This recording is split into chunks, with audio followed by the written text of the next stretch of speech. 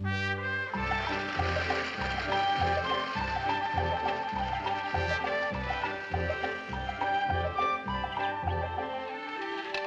it's about time. Oh, the train stalled right outside of Sacramento. I was ready to walk. Welcome home, Jane. Gee. Oh, no. How's the scholar? Listen, if I get any smarter, they're going to be unveiling a statue of me right in the center of campus. Now, listen, when you wrote and told me what they were doing to honor Father, well, I was so proud I could buzz. Well, we didn't know about it ourselves just a couple of days ago. Dave Wallace rode over and calmly said, if we didn't mind, the townspeople would like to do something to honor Father. If we didn't mind. Welcome home, Mr. Eugene.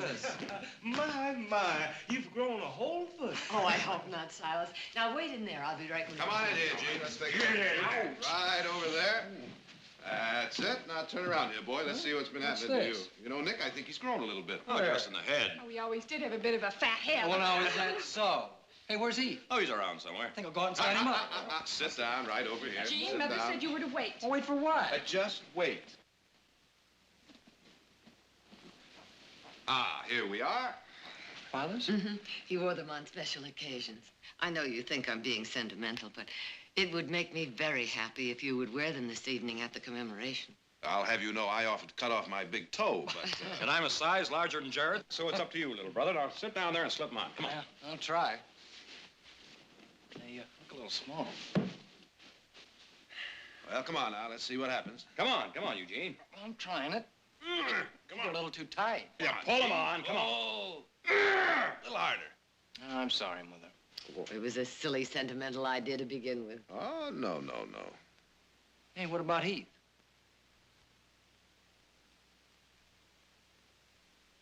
He's a Barclay son, too. He'd wear them. I know he would. He'd be proud to wear them. Silas, did Eugene get in? In there. Hi. Gene, you old son of a gun. How are you? Boy, how do you have grown a foot? It seems that all that knowledge went to my feet. They were Father's, Heath. Mother'd like one of us to wear them to the commemoration this evening. Well, go ahead. Try them on.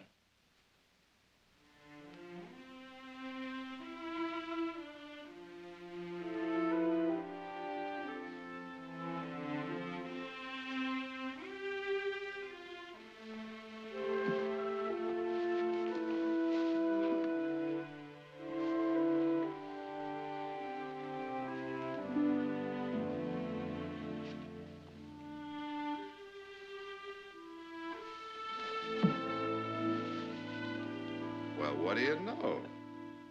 Looks like the best foot wins, huh? Congratulations, Heath.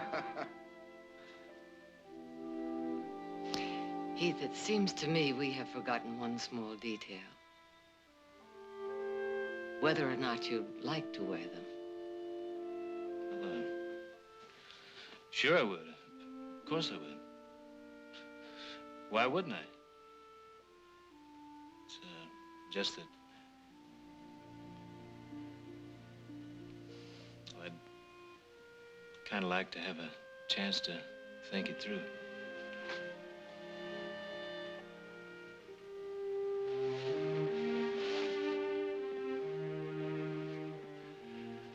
I don't much go for fancy boots. Maybe some other time.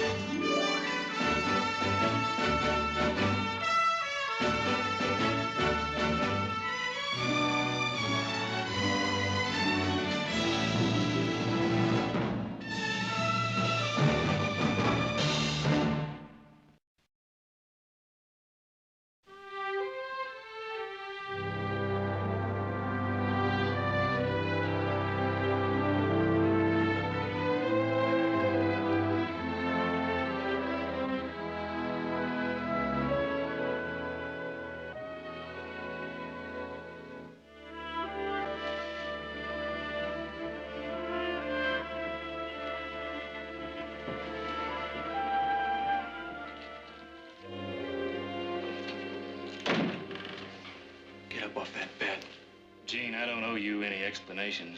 Get up off that bed. Now, if you'll just simmer down. Gene, I don't want to fight you.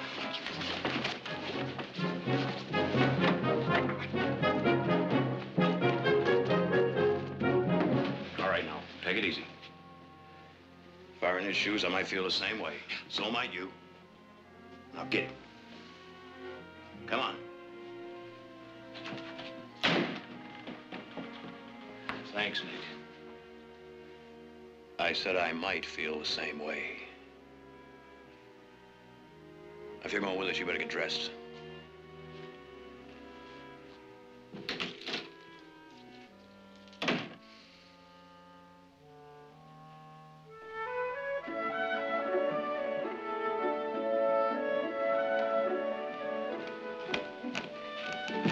Well, come on now, hurry up. We gotta run to do before the ceremony. Come on, Jim.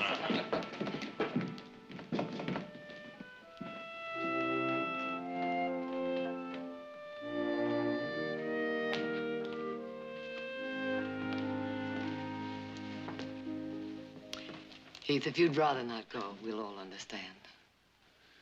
Maybe it's hard for me to forgive Tom Barkley for what he did. But whatever he was to me, to my mother, I know he was a great man to the people in this valley. So as a part of this family now, I'd kind of like to go along and honor him for that, if it's all right with you.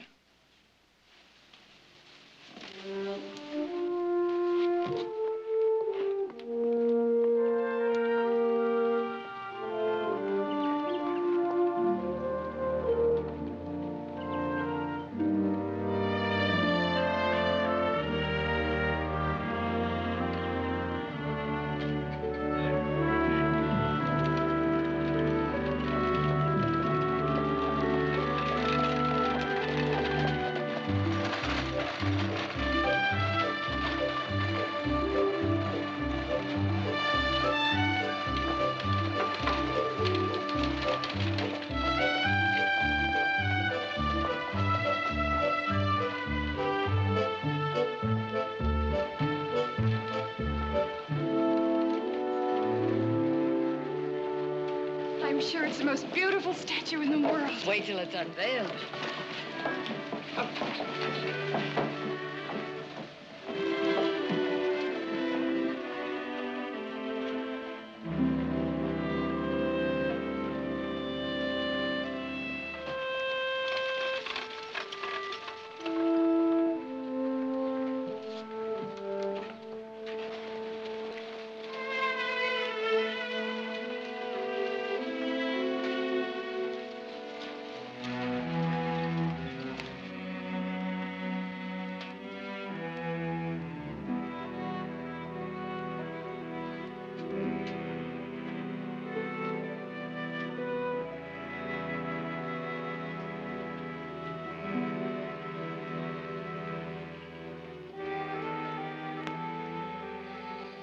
I know it's a little early in the morning to start celebrating.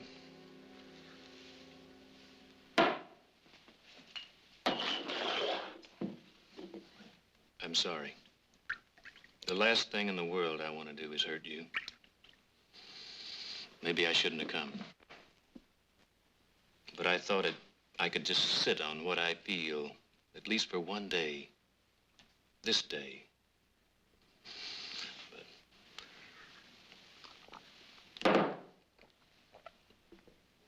I brought them with me, the boots. You'd wear them? Say the word. I told you I understood how you feel. Maybe I more than understand. Maybe I'm afraid you have a right to feel the way you do, but thank you for offering. I'd do anything for you. Anything. You know that, don't you? And I meant what I said. Whatever he was to me, to my mother, I know he was a great man to others, to his children, to you. He was a great man, a wonderful father. A wonderful father and husband. I never meant for you to question that. Tell me about your mother.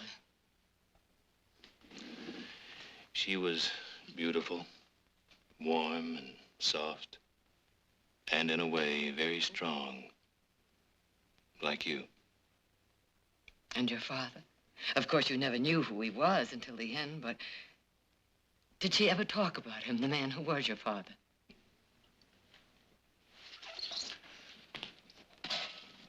I don't remember. But you must have asked when you were a little boy growing up. You must have wondered. It's over. History, ancient history. Don't dig it up. And if I have to... We'd only been married a few years when Tom went to Strawberry. He'd invested in some mines. We weren't rich then, but Strawberry was the beginning. He sold his interest, made a good profit, and went on from there. Yes, Strawberry was the beginning. Did your mother love him?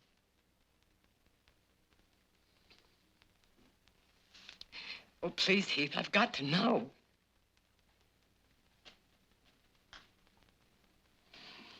When I was a boy, Strawberry was a boom town, busting with life. Then the mine slowly gave out. Now it's all but a ghost town living with memories. When I was a boy, it seemed my mother laughed a lot, talked a lot about him. Talked in a way that made me think my father was the greatest man who ever lived. If he did love her, then I've been lying to myself, haven't I? You can't say that. Whatever he was to my mother, you know what he was to you. Do I? Can I ever be sure?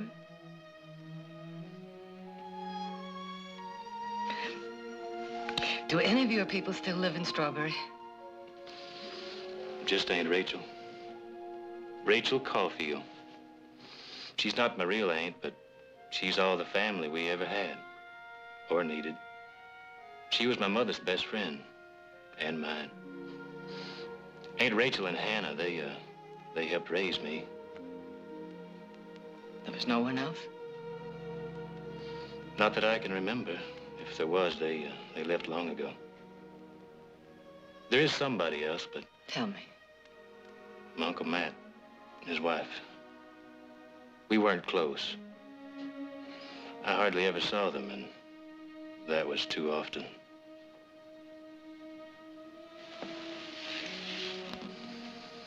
Please, let it die. But sometimes a thing just won't die. Your father and I were married so happily for over 25 years. And if most of those years I was lying to myself, oh, Heath, I've just got to know. For both of us,